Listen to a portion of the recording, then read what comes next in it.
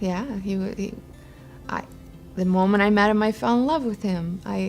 We were so much alike. We had the same sense of humor. We had the same interests. He was engaging. He was active. He was all of these things that just, I was happy when I was with him. And we were friends. We got along. We laughed constantly. So that's who I met, and that's who I fell in love with. And that's not who came back from Africa.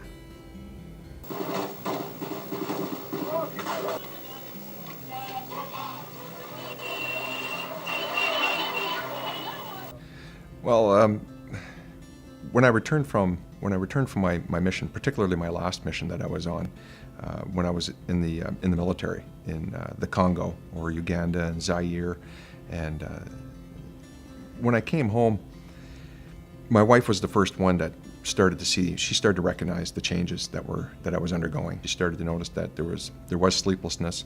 I was unable to sleep. I would get up and I had insomnia. I was worrying a lot more. I had anxiety, heightened anxiety and hypervigilance, and then I started to have panic attacks. I was losing him, and I couldn't figure out how to make that contact again. That is the role of a soldier, is to be hypervigilant. You have to be aware all the time of everything that's going on around you. So your sense of anxiety is heightened from the moment that you step on the ground in an operational theater. Unfortunately, it's a switch that's not easily turned off.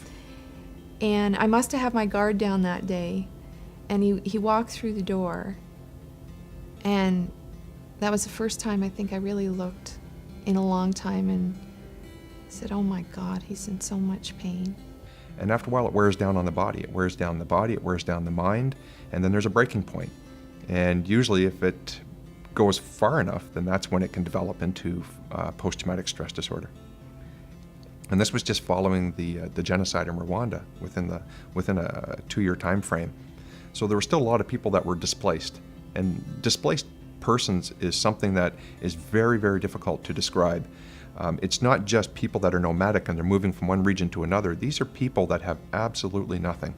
And when I say nothing, they have nothing. They have no food, they have no water, they have no medicine, they have no care, they have nothing. And they're not wanted. They're completely neglected by their own country and by every other country. Nobody wants them. Babies were placed down and buried beneath rocks by their mothers because the mothers they could no longer provide for their children. They had no milk left to provide for their children, and the mothers themselves were dying. So it was very difficult. And when I came home, I had to live with a sense of guilt and a sense of shame.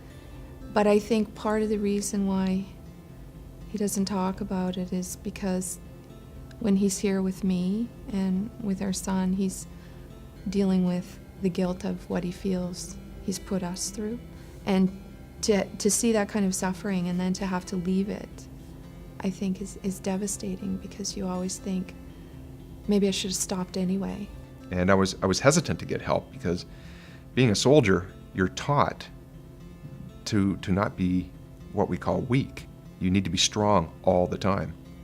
And particularly when it comes to something that's being identified as a mental illness, well, that's the extreme of weakness in the military culture. At least it was at that point in time.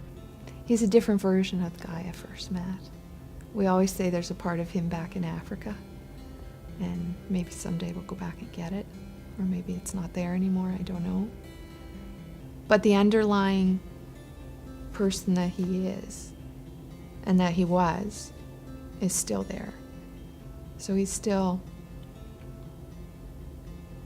the same good person he was. And he's still someone that I think is the bravest person I've ever known.